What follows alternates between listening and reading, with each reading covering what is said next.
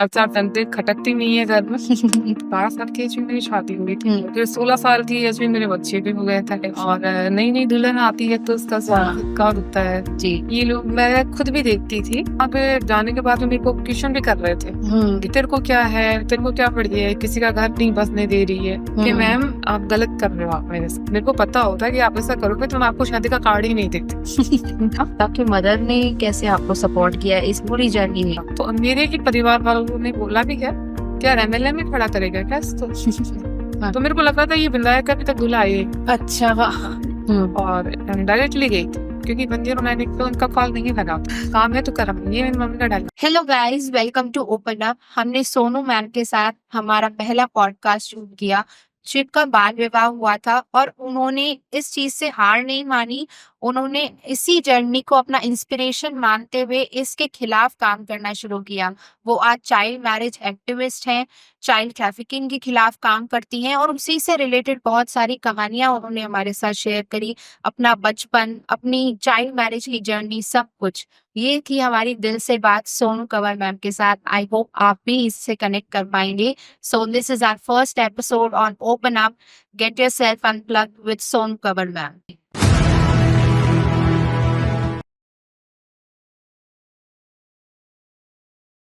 12 साल की एज में मेरी शादी हुई थी। मैंने 12th पास करके और 15 साल की एज में मैं ससुराल में आई थी। अच्छा। और 16 साल की एज में मेरे बच्चे आ गए थे। मैं माँ बन की थी। माँ बनने के बाद भी मुझे रियलाइज हुआ कि मेरे सामने गलत हुआ है क्योंकि 12 साल की एज में शादी के मायने क्या होते हैं ये मुझे बिल्कुल भी पता नहीं था। हाँ जी, हाँ जी। हाँ, और बच्चे होने के बाद भी मुझे ऐसा लगा कि जैसे मेरा जीवन ही खत्म हुआ है मेरा, जी। क्योंकि मेरे साथ जो गलत हुआ था मैं नहीं चाहती थी कि वो मेरे बच्चों के साथ हुए। तो मैंने इस मुहिम में काम करना स्टार्ट किया। हाँ जी। और बाल बनाना शुरू किया मैंने और गांव-गांव जाकर जहाँ तक मैं पहुंच पाती हूँ वहां वहां पहुंचकर बाल विवाह को रोकथाम के लिए मैं जागरूकता कार्यक्रम करने लगी। अच्छा जी। अच्छा जी। और जैसे बाल विवाह का हमने देखा है जनरली ये जो माइंडसेट रहता है बच्चियों में भी, जब वो छोटी रहती है उन्हें आइडिया नहीं रहता है। कोई कोई बच्चियां बहुत एक्साइटेड होती है कि हमारी शादी होने वाली है, नए कपड़े मिलेंगे, गहने मिलेंगे, मजा आएगा, नाच गाना एंड ऑल। और कुछ कुछ होती है जो समझदार होती है, वो लड़ती भी हैं घर वालों से लेकिन नहीं मानते या जैसी भी सिचुएशन। तो मतलब आपका कैसा रहा था उस टाइम पे सिनेरियो? घर का माहौल कैसा था? आप जैसे कह रही हैं कि आपको मालिक नहीं थी, तो आपके घर वालों ने लाइक आपको प्रेशराइज किया था या खुशी खुशी मान गई थी? तो मैं स्टोरी जानना चाह रहा हूँ कि क्या था। घर में कोई प्रेशर नहीं डाला था। एक्चुअल में क्या है कि शादी मेरे को क्या होती है ये नहीं पता था। हाँ जी। और मैं खुद भी बहुत खुश थी उस टाइम। मेरे को वास्तव में नए कपड़े मिलेंगे और नई नई दुल्हन आती है तो उसका स्वागत का होता है जी। ये लोग मैं खुद भी देखती थी। तो मुझे भी बहुत कहीं ना कहीं अच्छा लगता था कि मेरे को नए कपड़े मिलेंगे, बहुत सारे गहने मिलेंगे पहनने को। मैं वास्तव में काफी एक्साइटेड थी उसमें कि भाई कोई दिक्कत नहीं है, मेरी शादी होती है। तो ये मेरे बच्चे होने के बाद भी पता चला। अच्छा अच्छा, तब तक आपको लगता था कि सब ठीक है, नॉर्मल है, ऐसे ही रह जाए। हाँ जी। और आपके जैसे पेरेंट्स का, आपका मतलब फैमिली बैकग्राउंड कैसा था? आपके मदर, आपके फादर, जब आप मतलब अपने मायके में थे तो उन्होंने बेसिकली आपको प्रेशराइज तो नहीं किया, बट वैसे आपके घर में माहौल क्या था लाइक बाल विवाह को लेके? देखो मेरी मम्मी पढ़ी लिखी है और वो भी नहीं चाहते थे कि हमारा बाल विवाह हो, हम छोटी उम्र में शादी करके जाए। हाँ जी। लेकिन 4 बहनें थी और कुछ भाइयों का प्रेशर भी था अच्छी। कि हाँ कि इनकी शादी कर दो। भाभी आने के बाद भी पता है कि कैसे क्या माहौल हो जाता है घर में। तो उनका भी प्रेशर था मम्मी के ऊपर कि शादी करके अब दूसरे घर भेज देना चाहिए क्योंकि 4-4 तंत्रे खटकती नहीं है घर में। कोई रीजन रहा था। मैं समझता हूँ, मैं घर घर की काम भी हूँ। हाँ जी, ठीक है। तो उस वजह से मतलब वो होता है ना कि आपको भी साथ में ही कर दिया कि शादी हो। फिर आप कह रहे ना, हाँ, 15 साल की उम्र में आप इन लॉज आए, हाँ, जो कि माउंटा में है ना? हाँ। तो वहां पे फिर आने के बाद आपको, आप कह रही कि जब बेबीज हुए आपको तब आपको रियलाइज हुआ, तो तब तक का ड्यूरेशन कैसा था? मतलब इन लॉज अच्छे थे आपके, आपको सब नॉर्मल लगता था या धीरे धीरे आपको कुछ रियलाइज होता है कि नहीं ये चीज नहीं होनी चाहिए थी, अभी नहीं होनी चाहिए थी? जी, ससुराल में आने के बाद में बहुत सारी ज़िम्मेदारियाँ मेरे ऊपर ही आ हाँ, वही। और 15 साल की एज कितनी होती है? उसमें मुझे हाँ। कुछ भी नहीं पता था कि ससुराल क्या होता है? क्योंकि बहू आती है तो बहू के ऊपर ज़िम्मेदारी तो डालनी होती हाँ जी। और फिर 16 साल की एज में मेरे बच्चे भी हो गए थे। हाँ। तो और भी ज़्यादा मैं बिज़ी हो गई थी और बिल्कुल लग रहा था जैसे मेरी लाइफ़ खराब सी हो गई। अच्छा, अच्छा। मैं बहुत बिज़ी हो गई थी बच्चों में। हाँ, हाँ, हाँ। तो मेरे को ये रियलाइज़ हुआ कि वास्तव में मेरे साथ में गलत हुआ है। हाँ। क्योंकि आगे चल के ये मेरे बच्चों के साथ में भी हो सकता है। तो ये मेरे को बुरा लगा और मैंने फिर बाल विवाह को रोकने के लिए काम करना स्टार्ट। ये आपने मैम कब से मतलब स्टार्ट किया था काम करना? जी, मैं 2-3 साल की बच्चियाँ थी मेरी, उसके बाद में मैं एक अंतर्राष्ट्रीय फाउंडेशन है, अच्छा, उसमें जुड़ी थी। अच्छा, बच्चियों को पढ़ाने का काम था, तो मैं घर से ही बच्चियों को पढ़ाती थी। अच्छा। हाँ जी, तो बच्चों के पढ़ाते-पढ़ाते एक दोस्त था मेरा, हुँ, तो उसने मेरे को राजस्थान महिला कल्याण मंडल के बारे में बताया। अच्छा। कि उसमें जो छोटी बच्चियाँ होती हैं, नाबालिग लड़कियाँ होती हैं, उनकी शादी रोका जाता है। हुँ, चाइल्ड लेबर होते हैं, तो उनको भी रोका जाता है। तो मैं संस्था में गई, बात करी और मुझे वास्तव में काम करने का मौका मिला। अच्छा, मतलब आपकी शुरुआत वहाँ से हुई। हाँ जी, मेरी शुरुआत अंतर्राष्ट्रीय फाउंडेशन में बच्चियों को पढ़ाने से हुई। अच्छा, फिर धीरे-धीरे आप अभी और आप कौन-कौन से फाउंडेशन के साथ जुड़ी हैं? जी, अभी मैं अंतर्राष्ट्रीय फाउंडेशन से जुड़ी हुई हूँ और राजस्थान महिला कल्याण मंडल से जुड़ी। अच्छा, हिंदू से जुड़ी। ठीक है मैम। और मैम जैसे बच्चियों आप कह रही कि आप बार रोके भी हैं, तो अपन कैसा रहा वो आपने जब पहला बाल विवाह रोका, आपका वो पहला एक्सपीरियंस था तो आपको याद होगा अच्छे से तो वो एक्सपीरियंस आप डिटेल में शेयर कीजिए कि कैसा था? हाँ जी मैम, मैंने पहला बाबा मेरे ही गाँव में रुका था। अच्छा, छांगता में ही रुका था। अच्छा। हाँ जी, प्रजापति समाज में था हुँ, और एक साथ जैसे हमारी 4 बहनों की शादी हुई थी, तो वहाँ पे भी 4 बहनों की शादी हो रही थी। अच्छा। तो 2 बच्चियाँ नाबालिग थी और 2 बालिग थी। हुँ, तो मैंने सबसे पहले तो मेरी संस्था में कॉल किया कि यहाँ शादी हो रही है, तो उन्होंने प्रशासन को मेल भेजा। हुँ, जहाँ वो जो भी कोई लगते हैं पटवारी, गिरदावर वगैरह उन सबको मैं लिखी था। अच्छा। उसके बाद में मैंने जो चाइल्ड केयर वालों से आते हैं, हुँ, हुँ, उनके साथ में मैं भावता गई गाँव में। हुँ, तो वहाँ पे एक्चुअल में शादी हो ही रही थी, दिन में ही फेरे हो रहे थे। अच्छा। हाँ, तो मेरे को खुद को भी बहुत डर लग रहा था कि मैं कैसे क्या रोक पाऊँगी, पुलिस वाले मेरे से क्या पूछेंगे, हाँ, ये लोग मेरे से क्या पूछेंगे। हाँ। मैं खुद भी बहुत कन्फ्यूज़ थी। हुँ, लेकिन वहाँ जाने के बाद भी मेरे को लगा कि वास्तव में ही ये गलत हो रहा है हुँ, और इसको रोकने में कोई बुराई नहीं है। हुँ, हालाँकि लोग वहाँ पे जाने के बाद मेरे को क्वेश्चन भी कर रहे थे हुँ, कि तेरे को क्या है? तेरे को क्या पड़ी है? किसी का घर नहीं बसने दे रही है। बहुत कुछ हुँ, सवाल कर रहे थे मुझसे। हुँ, लेकिन मैंने कहा कि चाइल्ड मैरेज अपराध है तो अपराध है। हाँ, ये आप गलत कर रहे हो इस बच्ची के साथ में। आगे जाके इस हाँ। बच्ची का भविष्य खत्म हो जाए। हुँ, जी हाँ, तो प्रशासन ने और मैंने मिलकर उस शादी को पोस्टपोन कर दिया, रोक दिया उसने। अच्छा। आज वो बच्ची पढ़ रही। अच्छा, अच्छा, अच्छा। तो मैम आपको और जैसे आपने और भी बाल विवाह रोके हैं, इनमें से और कोई ऐसी कहानी है किसी बच्चे की जो आपको लगे हाँ, ये प्रेरणादायक है तो वो आप हमारे साथ शेयर कीजिए? जी हाँ, एक कहानी है बुधवाड़ा गाँव की। अच्छा। तो 2 लड़कियों की शादी हुई थी, एक हुँ, बालिग थी और एक नाबालिग लड़की थी। अच्छा, तो मैम वहाँ पे क्या उसके पेरेंट्स नहीं थे। अच्छा। उसके जो दादा-दादी थे ना, तो वो उसकी शादी कर रहे थे। हुँ, अब दादा-दादी यूँ कह रहे थे कि छोटी वाली की शादी इसलिए कर रहे हैं हम, ताकि हम पता नहीं रहें, ना रहें, आगे बच्चे का क्या होगा, हुँ, इसलिए कर रहे थे। अच्छा। लेकिन मैंने जाकर ऑब्जेक्शन उठाया कि आप ऐसा मत करो, ये गलत है इसके साथ में, जो कर रहे हो, हुँ, वो सरासर गलत कर रहे हो उसके साथ में। हाँ जी। तो मैंने प्रशासन को भी बुलाया वहाँ पे क्योंकि वो जाट समाज था। हुँ, हुँ, तो वहाँ पे आसानी से नहीं मिलते।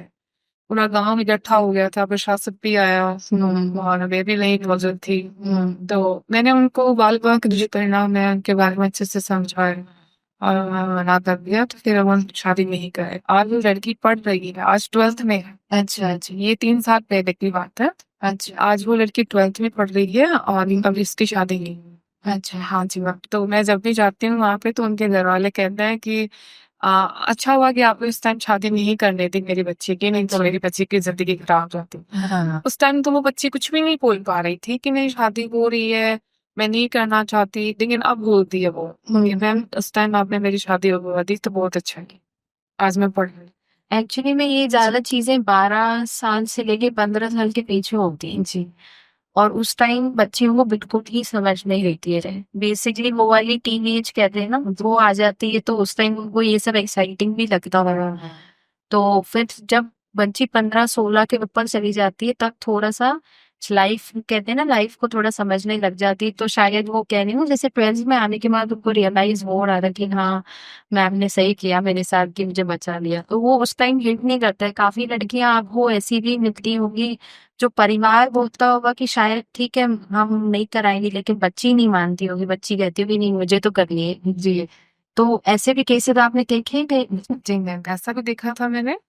नदी सेकंड गांव था, मेरे गांव के 4 किलोमीटर दूरी है। तो वहां पे वो लड़की, मतलब मैं शादी रोकने गई, तो वो लड़की मुझे खुद कह रही थी कि मैम आप गलत कर रहे हो अपने सामने, अच्छा आप मेरे दुश्मन क्यों बन के बैठे हो। एक्चुअली में वो लड़की मेरे ही पास पढ़ने आती थी, रामद्राक्षी फाउंडेशन में काम करती थी ना। तो जो ड्रॉप आउट बच्चियां हैं, तो उनका फोन करके 10वीं और 12वीं का ऑपरेशन करती थी। तो वो कह रही थी कि मैम आप मेरे को पता होता है कि आप ऐसा करोगे तो मैं आपको उस नदी का कार्ड ही नहीं देती। वास्तव में ऐसा भी हुआ है। वो भी बच्चियों को एक्चुअली में स्टार्टिंग से ही वो अपने माहौल में यही देखती है ना कि उनकी उम्र की लड़कियों की शादी हो रही है, तो वो भी यही एक्सपेक्ट करती है फिर कि हमारी भी शादी हो जाए। अब वो ऑड वन आउट वाली फीलिंग है ना, जब सबका ही ऐसा हो रहा है तो वो खुद को ऑड मानेगी कि यार मैं क्यों पढ़ूंगी, मैं भी शादी कर लेती हूँ। तो वही मान कुछ परंपराएं भी है। हाँ, कुछ जो बूढ़े बुजुर्ग लोग होते हैं ना, तो उनकी परंपराएं कहाँ से चली आ रही है, तो वो अब यहाँ भी चलाना चाहते हैं। हाँ, लेकिन वो ये नहीं सोच रहे हैं कि आगे जाकर बच्चियों का क्या होता है। ये तो ये नहीं सोच पाते हैं। और उनको समझाने की पूरी पूरी कोशिश कर रहे हैं।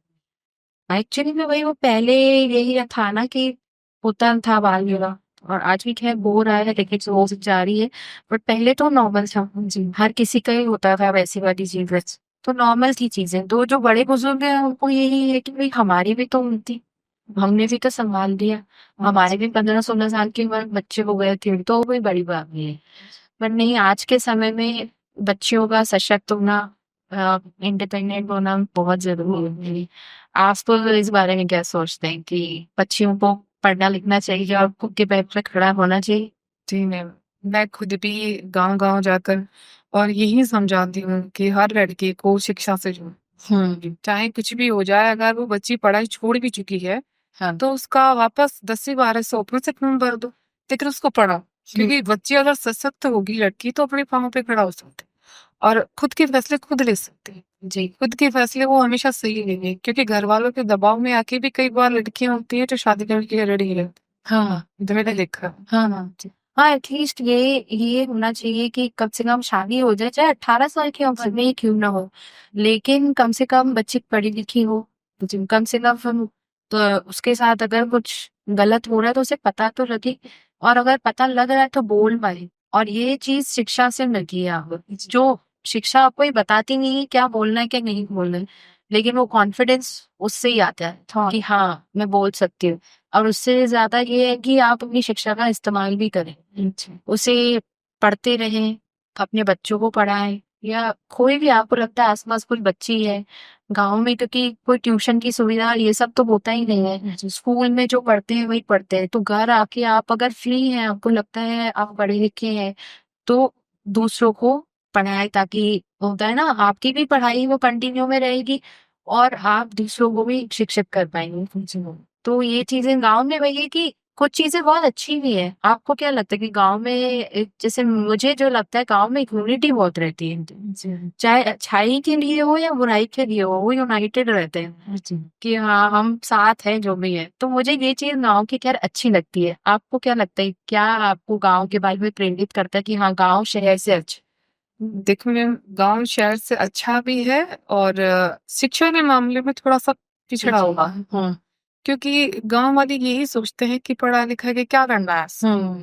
वो वही रीति रिवाज जो पीछे चली आ रही है उन्हीं को लेके चल रहे हैं।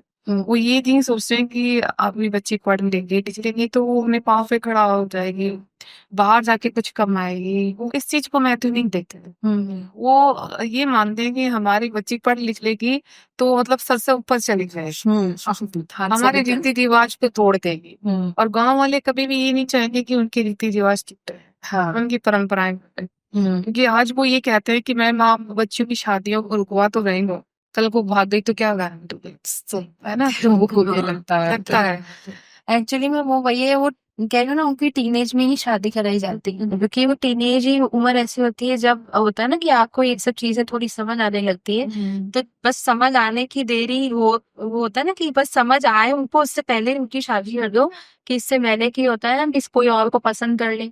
माहौल ऐसा है, ये हमको लगता है हम पहले ही अपनी जिम्मेदारी पे उतार दे और हमारी इज्जत बची रहे। लड़की को घर की इज्जत मारते हैं तो वो अपना वो गुरूर सोच के जल्दी में कर देते हैं, बट ये नहीं सोचते कि आगे में उसकी लाइफ खराब ही रहती है। इज्जत तो बची रहती है, लड़की वहां पे आपकी इज्जत तो निभाती ही है, खैर। पर या तो वो वही है, आगे चल के कभी कभी बच्चियां कुछ गलत कदम भी उठा लेती हैं। जी आपने कोई ऐसा केस देखा है कि बच्ची ने कभी कुछ शादी के बाद कोई ऐसा गलत कदम उठाया हो? देखो मैम, मैंने कई केसेस देखे हैं ऐसे, क्योंकि मैंने बहुत छोटी सी उम्र में ही ऐसे केस देख लिए। मैंने ज्यादा कुछ देखा हो नहीं देखा हो, लेकिन मैंने बाल विवाह के मामले में जब से मैं काम करने लगी तो मैं गांव में बहुत सारे ऐसे केस देखी हूँ। तो बाल विवाह रोकने जाती हूँ ना, उस टाइम तो मेरे को बहुत कुछ गलत सुनने को मिलता है, लेकिन रुक जाने के बाद में वही घर वाले आके मुझे कहते हैं कि मैम मेरे साथ में भी ऐसा ही हुआ है। एक्चुअली मेरी भी शादी बचपन में हो गई थी, और अब जो है लड़का लड़की को पसंद नहीं करता, ऐसा कई केस में होता है, या होता है कि लड़की लड़के को पसंद नहीं करती। तो दो परिवार इनके दो गांव के बीच में भी समझौता खत्म हो जाए। हाँ, ये गांव में ये भी होता है कि क्या बोलते हैं वो, काफी तो लोगों को वो बहिष्कार कर देते हैं बड़ी, जैसे कि हाँ मृतक कदम ही मत हटना। और काफी तो भाई फिर कोई भी गांव का बनता उस दूसरे गांव में लड़की नहीं देगा। हाँ ऐसा भी रहता है कि दुश्मनी हो जाती है इन दिनों की, कि अगर कोई ऐसी चीज होती है तो रखना चाहिए। और मैम अभी हम जब पहले बात कर रहे थे तो आपने मुझे बताया था कि आपको जब आप ये बाल विवाह रुकने जाती हैं तो आपको काफी दिक्कतों का सामना भी करना पड़ता है। जी तो वो कैसी दिक्कतें आती है, आप मुझे बताइए। मैम सबसे बड़ी दिक्कत तो ये होती है प्रशासन की, कि एक तो प्रशासन टाइम से नहीं पहुंचता। अच्छा। और पहुंच भी जाता है तो कुछ ऐसा होता है कि प्रशासन वहां पे ले दे के और उसको कर देते हैं कि आप जाओ कहीं बाहर जाके शादी कर लो। तो वो प्रशासन अगर हमारा सही से साथ देना तो ये जड़ से खत्म हो जाए, जी कुरीतियां ही बची। लेकिन प्रशासन है वो हम कॉल करे जा रहे हैं, तो कई जगह तो ऐसा भी होता है कि हमको कह देते हैं आपको क्या लगता है। प्रशासन ने मुझे खुद भी बोला कि आपको क्या लगता है, ये तो गरीब खानदान से, आप इनकी फालतू में शिकायत करो। वो ये नहीं सोचते हैं कि गरीब खानदान से तो है, लेकिन जब छोटी उम्र में शादी कर रहे हैं तो आगे जाके इस बच्ची के साथ लेके आऊँ। अभी छोटी सी उम्र में शादी कर दी तो अभी इसे को ससुराल थोड़ी भेज दो, इसको रखोगे ज्यादा से ज्यादा इसको बालिग करोगे तब तक तो रखोगे, नाबालिग को थोड़ी भेज सके। तो खाना तो वैसे भी खा रही है, सही तो क्यों ना इसकी शादी बाद में कर दो। आजकल तो बहुत सारे चीजें चल रहे हैं, संवेदन चल रहा है, सरकार ने बहुत सारी सुविधाएं दे रखी है शादी होने के लिए। तो वो इस चीज को खुद भी नहीं समझते, क्योंकि प्रशासन ही हमारा साथ नहीं दे रहा तो कैसे चले। जी हाँ, गांव वालों को अधिकतर ये होता है कि प्रशासन कठोर नहीं होता है। पहली बात तो उनको कानून की कोई वो पहचान ही नहीं होती कि कानून क्या है। हाँ, गांव वाले लोग ये सोचते हैं कि शादी कर रहे हैं, प्रशासन क्या आएगा, ज्यादा से ज्यादा पाबंद कर जाएगा, चला जाएगा, शादी रात को वापस कर लेंगे। अच्छा। हाँ, तो ऐसा होता है। तो मैं चाहती हूँ कि प्रशासन भी सख्त हो। हाँ जी, सही बात है, क्योंकि आप अकेले, वो होता है ना कि पांचों मिलिया मिल के मुट्ठी बनाती, वही वाली बात है कि अपन अकेले उतना नहीं कर सकते। आपने मुझे ये भी बताया था कि आपको धमकियां भी आती है, जो उसके बारे में बताइए। मेरे को बहुत सारी धमकियां मिली है जब मैं मेरे गांव से बाहर निकलती हूँ, फिर मैं उतरती हूँ। तो वही है कि जो फील्ड में उतरता है उससे को पता होता है कि परेशानियां क्या चीज होती है, कैसी परेशानियां आती है, कैसी परिस्थिति में अपन चल रहा है। तो उन परिस्थितियों का सामना जब मैं करती हूँ तो मुझे होता है। बहुत सारे लोगों ने तो मेरे को बोला भी था कि तेरे को डंपर के नीचे देख के फोड़ देंगे, तो दूसरों का घर बिगाड़ लेंगे। बहुत सारे मतलब मेरे हस्बैंड को भी उन्होंने ताने मारे कि तेरी बीवी है वो ऐसे गलत काम करती है। लेकिन हमेशा मेरे हस्बैंड मेरे सपोर्ट में रहे हैं। उन्होंने बोला है कि मेरी वाइफ जो है वो घर तोड़ नहीं रही बल्कि लड़कियों को सशक्त बना रही है। तो मेरे हस्बैंड को मेरे की परिवार वालों ने बोला भी है, क्या एमएलए में खड़ा करेगा क्या इसको? तो उन्होंने बोला कि कल क्या हो पता नहीं किसने देखा, सही बात। लेकिन जो वो कर रहे हैं वो अच्छा काम कर रहे हैं, मैं उसके काम में कोई इंटरव्यू नहीं चाहती। तो उन्होंने मेरा सपोर्ट किया, तब जाके मैं आज वाकई में गाँव-गाँव जाकर लड़कियों को बचाने की कोशिश कर रही हूँ। हाँ जी, जी। वो अभी आपने अपने हस्बैंड की बात की, तो इस जर्नी में वो शुरू से ही आपके साथ है या उन्होंने आपका काम देखा, आपकी मेहनत देखी? एक होता है ना शुरू में कुछ-कुछ हस्बैंड्स होते हैं चाहे कोई भी काम हो, कोई लेडी कुछ शुरू करना चाह रही है, जैसे मैंने ये पॉडकास्ट शुरू किया, तो कुछ-कुछ होते हैं कि यार शुरू में साथ नहीं देते, उनको लगता क्या नया फितूर पाल लिया ये। जी। फिर आप देखते कि नहीं ये ऐसे नहीं है, इसको है ये एक्चुअल में करना चाहती है या इसमें वो दम है, हिम्मत है कि इतना बड़ा जैसे आपकी जो फ़ील्ड है वो तो बहुत आपको दमक होना पड़ता है उससे। क्योंकि आपको हर तरीके के लोगों से इवन मतलब गाँव गाँव में तो यूनिटी है वही मैं कह रही हूँ, वो सब एक साथ आपके सामने खड़े होते होंगे, तो उस टाइम आपका स्ट्रॉन्ग रहना बहुत ज़रूरी है। तो वो हिम्मत मतलब अपने हस्बैंड बने हैं आपके, तो वो शुरू से ही ऐसा रहा कि वो उनको पता था ये कर लेगी या फिर समय के साथ वो समझे कि हाँ, नहीं मोबाइल कर ऐसा है सकती। कि मेरे हस्बैंड पढ़े लिखे हैं अच्छा। और समझदार हैं बहुत। हुँ। राजपूत परिवार से होने के बावजूद हमारे गांव में प्रथा प्रथा है, आज भी चल रही है वो, अच्छा, कि प्रथा ओढ़ के ही गांव की बहुएं हैं वो बाहर जाएंगी, अच्छा। ऐसे नहीं जाए। हुँ, लेकिन उन्होंने हमेशा मुझे सपोर्ट किया है। अच्छा। उन्होंने बोला है कि काम इज्जत में रह के करो, अपने कल्चर में रह के करो, संस्कार में करो, चाहे कोई भी काम करो, मैं आपके सामने खड़ा हूँ। जी। तो उन्होंने हमेशा से मेरा साथ दिया है, लेकिन ये बाल विवाह की मुहिम थी, तब शुरू में उनको लोगों ने खूब भड़काया था। हाँ, कि ऐसे कर रही है, वैसे कर रही है, ये राजपूत समाज से है, इसको शर्म आनी चाहिए, बहुत कुछ बोला था। लेकिन उन्होंने बोला कि कोई बात नहीं है, राजपूत समाज से है तो अपनी इज्जत में रह के काम कर रही है और अच्छा ही कर रही है। हाँ, सही। हाँ, उन्होंने मेरा बहुत सपोर्ट किया। हाँ, वो वही है अगर वो ढाल नहीं बनते तो अपन भी कहीं न कहीं कोई ऐसा मोड़ आता है कि अपन वीक पड़ जाते हैं। जैसे आप अब अपनी मदर का बता रही थी मुझे आपने मुझे बताया था। हम आप हमारे दर्शकों को भी बताइए वो कि आपकी मदर ने कैसे आपको सपोर्ट किया इस पूरी जर्नी में? आप शादी से पहले तो of course mother he support रहती है, लेकिन शादी के बाद भी आपने जैसे बताया आपकी मदर ने इतना सपोर्ट किया तो वो बताने लायक है, आप बताइए? मेरी मम्मी भी देखो बहुत पढ़ी लिखी है और हम 7 भाई बहन हैं, मैंने आपको बताया। हाँ। तो सातों को पढ़ा लिखा के उन्होंने सशक्त बनाया है कि खुद के पाँव पे खड़ा किया। और मैं इसी जज्बे को, मेरी मम्मी के जज्बे को सलाम करती हूँ। हाँ। मेरी मम्मी आज भी मुझे ये कहती है, बेटा काम करोगे तो कर्म है हाँ। है ना? काम है तो कर्म है, ये मेरी मम्मी का डायलॉग था। हाँ जी। तो अभी भी मैं 1-2 दिन भी अगर काम पर नहीं जाती हूँ, मेरी तबीयत भी खराब हो जाती है बाय चांस, तो मेरी मम्मी ये कहती है, बेटा उठो, दवाई लो और काम करो। क्योंकि घर बैठे कोई खाने को नहीं देगा। मेरी मम्मी यही कहती है मेरे को। और कोई भी ऐसा कुछ भी हो तो उसको फेस करो। ऐसे बीमार पड़ने से थोड़ी ना काम चलेगा। हाँ। मेरी मम्मी मेरा सपोर्ट बहुत अच्छे से करती है। हाँ। मेरी मम्मी हमेशा कहती है कि काम करते रहो, किसी से डरने की जरूरत नहीं है। मैं हूँ ना, मैं तेरे पापा को लेके पहुंच जाऊंगी वहां पर। हाँ। कोई भी हो मेरे को बता दे। हाँ जी। और आपने ये बताया था जैसे आपको धमकियाँ मिलती हैं तो भी आपकी मदर ने आपको क्या रिप्लाई दिया तो वो भी बताइए? जी, मेरी मम्मी हमेशा से मेरा साथ देती रही है, जैसे कि मैंने पहले भी बताया।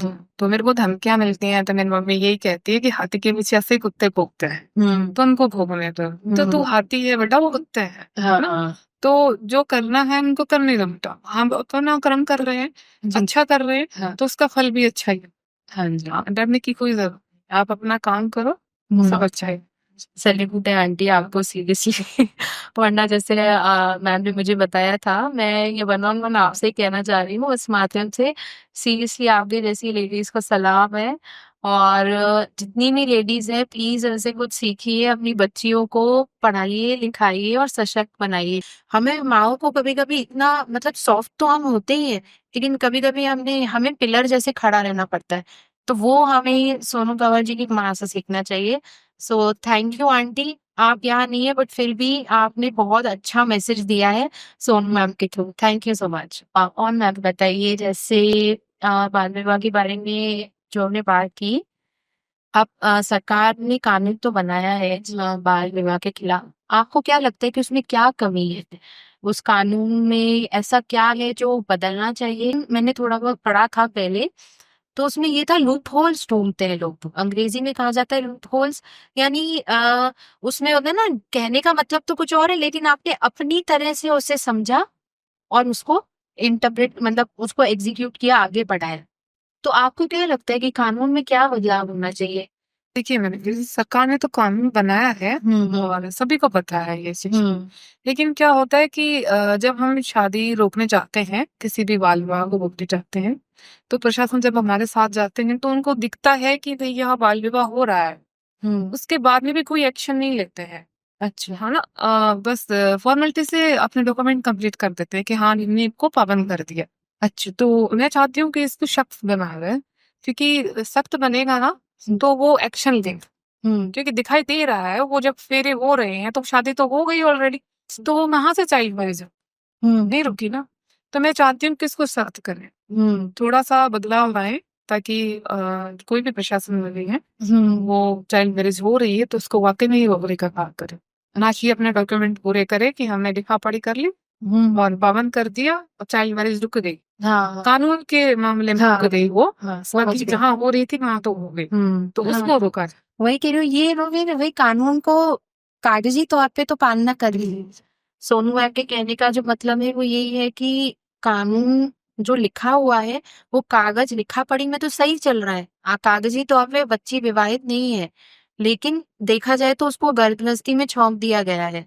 अगर जो लाइफ के पॉइंट ऑफ व्यू से देखे तो वो मैरिड है, बट कागजी तौर पे बस वो मैरिड नहीं है। वो 18 साल के बाद करा देंगे तो वो दिखाया जाएगा ऑन पेपर्स वो मैरिड नहीं थी। तो ये गलत है एक्चुअली में, जो लिखा हुआ है नहीं करानी है शादी तो हमें नहीं करानी चाहिए। और ये कानून कुछ सोच समझ के बना है, लोगों ने ऐसे ही उम्र नहीं तय करी है, चाहे लड़की हो चाहे लड़का हो। लड़के भी समझदार नहीं होते हैं उस एज में कि वो एक बच्चे बीवी की जिम्मेदारी ले सके। तो ये चीजें हमें समझनी चाहिए। एक्चुअली में लड़का के साथ भी देखा जाए तो गलत ही होता है। आप कुछ बताना चाहेंगे इस बारे में? आपने कभी एक्सपीरियंस किया है किसी, मतलब लड़के की भी छोटी उम्र में शादी हो रही हो और या उन पे जो जिम्मेदारी पड़ती है, लाइक आप अपने हस्बैंड का ही बता सकती हैं कि उनको कैसा फील होता होगा उस टाइम में? जी मैं मेरा खुद का एक्सपीरियंस बताती हूँ। मेरे हस्बैंड जब मैं शादी गए थे तो पढ़ाई करते थे। अच्छा। और भावता गांव में टॉप पर थे। अच्छा। नंबर 1 पे आते थे, लेकिन शादी हो गई तो जिम्मेदारियां आ गई उनकी। जिम्मेदारियां आ गई तो फिर उनकी पढ़ाई है जो छूट गई बीच में, और वो आगे कुछ कर नहीं सकी, क्योंकि वो घर के रास्ते संभालेंगे या पढ़ाई, अपनी पढ़ाई को देख लीजिए। तो मैम वो नौकरी नहीं लगी उनकी, आज वो रेलवे जॉब भी कर रहे हैं, लेकिन उसके बावजूद भी वो सपोर्ट कर रहे हैं। और मैंने एक ये भी देखा था, मैं नातू लगा हुआ है हमारा, तो उसमें चीता समाज ज्यादा रहता। अच्छा। तो वहां पे गई थी मैं, एक 12 साल का लड़का, मैं जागरूकता कार्यक्रम करने के लिए गई थी डोडिया लगा। तो वहां से वापस लौटते हुए मेरे को बैंड बाजी में घोड़ी वगैरह दिखाई थी। तो मेरे तो दिमाग में वही फितूर रहता है कि बस जहाँ से वही मैं तो बच्चे संभालने लग जाती हूँ कि कहीं सच्चाई मेरी नहीं हो रही। हाँ। तो मैंने देखा 1 घंटे वो निकासी निकलती है। अच्छा। तो 1 घंटे तक मैं उसी के पीछे पीछे घूम रही थी, तो मेरे को दूल्हा नजर नहीं आया। अच्छा। मैंने पूछा, मैंने कहा ये दूल्हा है कहाँ पे, वर कहाँ पे है? तो मेरे को एक जिससे पूछा, मैंने बताया कि ये तो है दूल्हा। मैं क्या, हमारे गांव में एक सिस्टम होता है कि दूल्हे के आगे छोटे विधायक को बिठाते हैं। हाँ। तो मेरे को लग रहा था ये विधायक अभी तक दूल्हा आए। अच्छा। वाह। समय ये देख रही थी। हाँ। तो 1 घंटे घूमने के बाद में मेरे को पता चला कि यही है। अच्छा। तो मैंने इसकी वीडियो वगैरह बनाई, और जो बारात जाने वाली थी तो गाड़ी के पीछे जो स्टिकर लगे होते हैं, मैंने उसकी फोटो ली। अच्छा। तो क्या लोगों को डाउट हो गया, और उस टाइम मैं अकेली ही थी। और वो चीता समझता था, उन्होंने मेरे को पूछा कि आप इसकी फोटो क्यों ले रहे हो, आप क्या चाहते हो? क्योंकि सबको पता था कि भाई ये चाइल्ड मैरिज को आती है। अच्छा। तो वो फटाफट से वहां से रवाना कर दी। मैंने पहले तो कॉल किया मेरे संस्था है कि यहाँ पे चाइल्ड मैरिज होने वाली है, आप जो भी मेल वगैरह है प्रशासन को वो करिए। तो उन्होंने की, और करीबन मैंने उनका 50 किलोमीटर तक पीछा किया स्कूटी से, जहाँ वो बारात जा रहे थे वहां से। और आगे जाके लेट गई थी वो बारात, नाथुतला से लेट गई थी। अच्छा। है ना, वहां तक मैं उनका पीछा करी, तो वो क्या हुआ कि बस में ही उन्होंने वो कपड़े रोजमर्रा के कपड़े बदल दिए इसके। पहले तो उसको सजा धजा का था, उसकी जो वरमाला थी वो पता नहीं कहाँ गई, स्टिकर वगैरह सारा ऐसे लग रहा था जैसे मोहम्मद ही जा रही। फिर भी मैंने आगे जाके वो शादी की। अच्छा। आज वो बच्चा 10वीं क्लास में पढ़ रहा है। अच्छा। हाँ, और वो मुझे यही कहते हैं उनके घर वाले कि मैं उस टाइम आप पे गुस्सा तो बहुत आ रहा था, और उन्होंने मेरे पीछे आदमी भी लगा दिए थे कि ये जहाँ दिखे वहीं रोक लो उसको। अच्छा। लेकिन सिटी होने के कारण वो मेरा कुछ भी नहीं कर, क्या होने के कारण? शहर सिटी होने के, अच्छा मैम, हाँ शहर होने के कारण, दुनिया आबादी होने के कारण हाँ वो हाँ। लोग मेरा कुछ भी नहीं कर पाए थे, अच्छा। और मैं आराम से चल। अच्छा, मतलब जहाँ से आप कह रहे हो निकासी यानी बारात कह रहे होंगे ना, बारात चल रही थी। अच्छा मैम, वो लड़की बेसिकली लेने जा रही होंगी। हाँ जी। अच्छा, ओके। हाँ, तो फिर वो तब आपने उनको देख लिया होगा, वहाँ बस के पीछे स्टिकर्स वगैरह लगा हैं, तो आपने नोट कर लिया होगा। तो अच्छा, वो सिटी से बस जा रही होगी। ओके, मैं सोच रही थी गांव का है, तो वो गांव में तो लोग भी गाँव से निकल के फिर मंगलेवार से होते हुए सिटी में से सिटी में होते हुए गए, तो ये अच्छा रहा कि तब आप लोग थे तो आप उनको पीछा कर पाई, नहीं तो अकेले गांव में तो आपके लिए भी मुश्किल गाँव हो में से ही जाती। होके गई थी। अच्छा। गाँव में से होके ना, तो चला मेरे गांव के नजदीक ही 2 किलोमीटर के पास में ही है गाँव, वहीं से ही मैं पीछा करते हुए गई थी उनका। तो किसी ने रोका नहीं था? नहीं रोका था मेरे को, बहुत अच्छा। सारे ने रोका था कि तेरे को क्या है क्या नहीं करना। मैंने बोला कि कोई जरूरी है कि मैं तुम्हारे बस के पीछा ही कर रही हूँ, मैं मेरे काम से जा रही हूँ ना, आप लोगों को क्या पता। अच्छा, है ना, तो ये समझदारी नहीं। उस टाइम तो उन्होंने मेरे को इग्नोर कर दिया। हाँ हाँ। लेकिन वो देखे जा रहे थे कि 20 किलोमीटर हो गया, ये पीछा ही करे जाती है ना। हाँ। तो उस वक्त उन्होंने मेरे पीछे आदमी भी लगा दिए थे। फिर भी मैं निडर होके यही सोच रही थी आगे प्रशासन मिलेगा, अपना कोई कुछ नहीं बिगाड़ सकता, हाँ या तो इस बार या इस बार चलना आया तो। हाँ। आगे जाके और लड़की वालों के घर पे मैंने जाके ये शादी रुकवाई थी। अच्छा। आज उसके घर वाले, लड़के के घर वाले आज मुझे ये कहते हैं कि वास्तव में मैम, उसने उस टाइम शादी रुकवाई थी तब आपके ऊपर बहुत गुस्सा आया था, क्योंकि हमारा जो सारा सेटअप होता है उनका शादी में कितना खर्चा वाला था, हमारे खाना वगैरह भी करना था, बहुत सारी सजावटें भी थी, डेकोरेशन था, तो वो सारा खराब हो गया था, तो उस टाइम बहुत गुस्सा आया था। और आज उनको ये समझ में आ रहा है कि उस टाइम अगर मैं शादी कर देता तो मेरे बच्चा जिम्मेदार है के नीचे ही दब सकता। उनको ये रियलाइज हुआ, आज वो मेरा धन्यवाद कर। सही है। एक्चुअली में वही सबसे बड़ी प्रॉब्लम ही होती है, अगर लड़कों के पॉइंट ऑफ व्यू से भी देखें तो ये भी एक पहलू है, हर सिक्के के जैसे दो पहलू होते हैं। तो भले लड़का भी, भले मैं कहती हूँ बालिग हो, 21 साल उम्र है लड़की की, लेकिन है ना, पर चलिए मैं मान 21 साल तो वो रुकते ही नहीं होंगे, मुझे नहीं लगता कि गांव में 18 में तो कर ही देते होंगे फिर। हाँ, तो ठीक है, चलिए 18 भी मान लेते हैं, तो भी 18 साल में आज होता ही क्या है, क्या वो कहाँ नौकरी लगती है बच्चे की। उस टाइम तो मुश्किल से 12वीं पास होगी या ज्यादा से ज्यादा फर्स्ट ईयर कर लिया होगा, सर कॉलेज जा। पढ़ाई तो ही नहीं। हाँ, पढ़ाई ही पूरी नहीं होती तो बच्चा क्या कमाएगा, क्या अपने परिवार पालेगा। तो इसीलिए गांव के लोग आगे नहीं आ पाते। ऐसा नहीं कि उनमें टैलेंट नहीं है, उनमें हर तरीके का टैलेंट होता है, लेकिन काफी कम बाहर आ पाता है। वो फिर वहीं का वहीं अपने चूल्हा, लड़की की जिम्मेदारियां अलग हो जाती हैं, लड़के को होता है ना घर में रोटी लानी है, तो वो फिर जो होता है ना मजदूरी, सबसे इजी रास्ता फिर वही होता है कि भाई दिहाड़ी के जो पैसे मिलेंगे हम उससे अपना घर चला लेंगे। और मैं पूछना चाह रही थी आपसे, मैंने जब मैं रिसर्च कर रही थी मैंने आपसे बात भी की इस बारे में। वैसे मैं पढ़ रही थी वही बाल विवाह के बारे में, तो अमेरिका के बारे में मैंने पढ़ा, वहां पे भी बाल विवाह होते हैं। मुझे नहीं पता था, मुझे लगता था इतनी डेवलप्ड कंट्री है तो वहां तो ऐसा होता ही नहीं होगा। पहले मैं पढ़ रही थी तो मतलब मैं इग्नोर कर रही थी, मैं यूएस लिखा हुआ था तो भी मैं इग्नोर कर रही थी, नहीं यूएस थोड़ी होगा। फिर मैंने पूरा डिटेल में पढ़ा, और जैसे आप यहाँ पे काम कर रही हैं वैसे वहां पे एक लेडी थी, नाइला नाम से है वो, उन्होंने काम किया है वहां पे, और उनके नाम से ही फिर ये कानून बनाया गया है, नाइला लॉ कहते हैं उसको। वहां का कानून है ये कि वही बच्चियों की बाल विवाह के खिलाफ, और तब भी वहां पे पूरी तरीके से नहीं रुकी है। आप मानिए, मतलब यूएस जैसी कंट्री में भी बाल विवाह होते हैं, अभी देखिए। तो वहां पे भी लेडीज लड़ रही हैं इसके खिलाफ। मुझे सीरियसली आइडिया नहीं था, ये तो मैं मैम को एज अ गेस्ट बुला रही थी तो मैं पढ़ रही थी इन चीजों के बारे में, तब मुझे पता चला है, वरना कोई मुझे बोल भी देता तो मैं शायद नहीं मानती।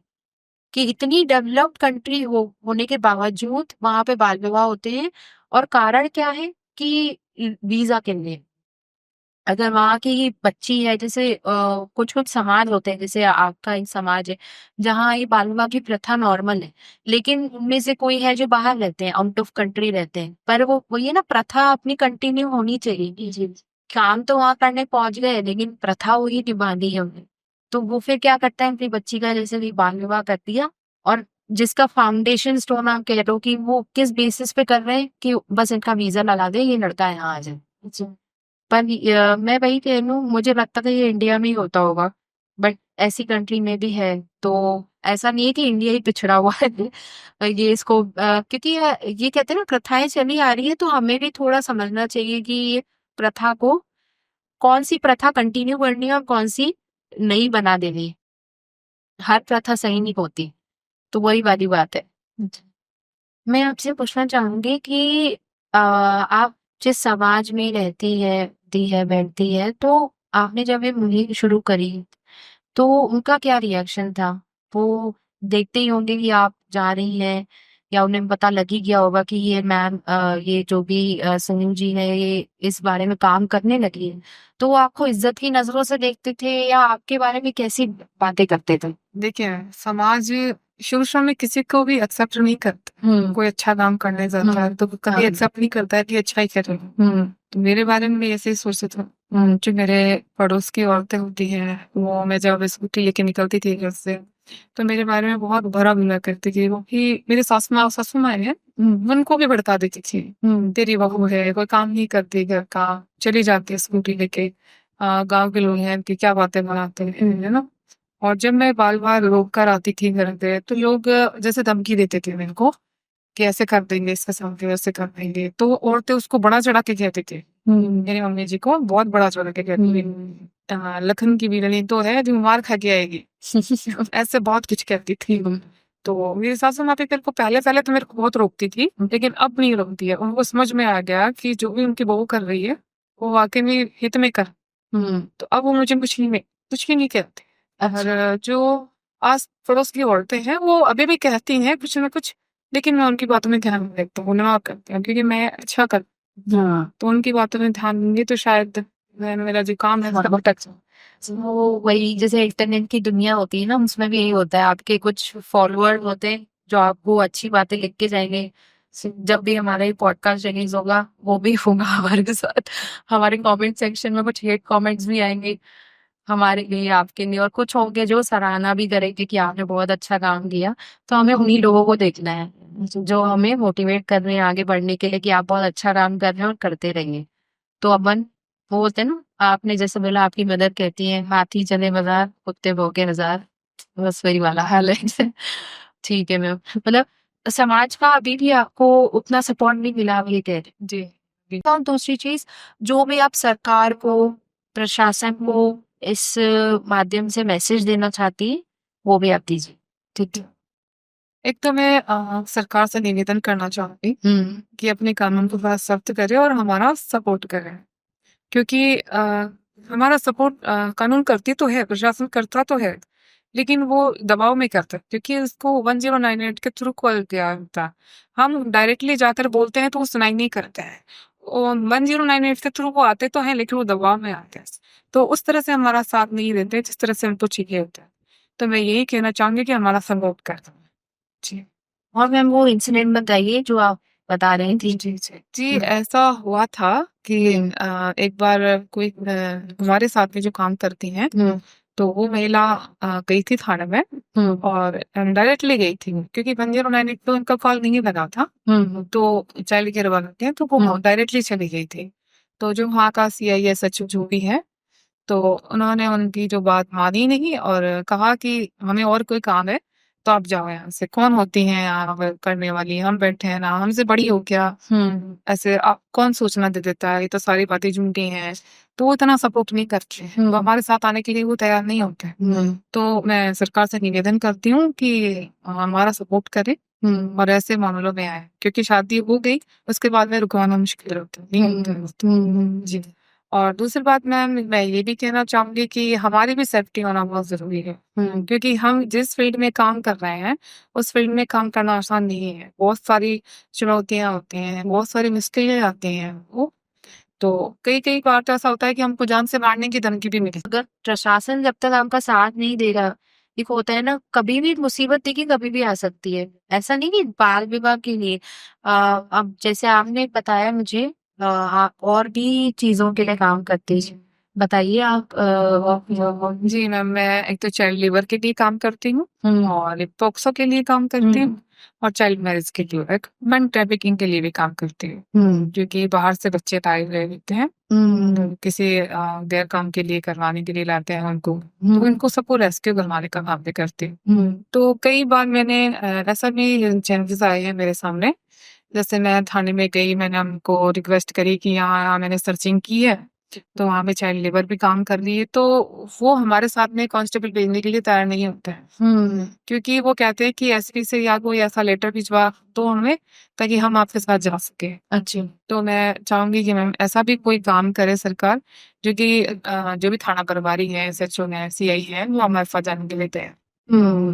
सही बात है, क्योंकि ये जो काम कर रही है मैम, ऐसी बहुत सारी लेडीज हैं या बहुत सारे मैं कहूँगी जेंट्स भी होंगे जो ये काम कर रहे होंगे। तो जो भी ये काम करेगा उसके लिए ये अनसेफ है, बहुत ज्यादा अनसेफ है ये काम करना, पर फिर भी वो कर रहे हैं।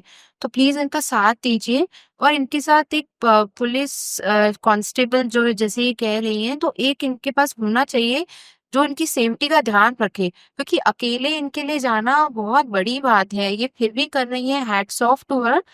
बट बहुत मुश्किल है सच में, और जितना ये आगे बढ़ेंगी, जितना इनको सपोर्ट मिलेगा, उतना ही ये आगे बढ़ पाएंगी।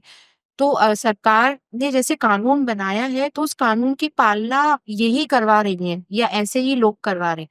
तो इनका साथ दीजिए please. And thank you so much ma'am यहाँ आने के लिए। और मैं चाहूंगी आप और ज्यादा बाल विवाह रोके हो ही ना, भगवान करे हो ही ना, आपको रोकने ही ना पड़े।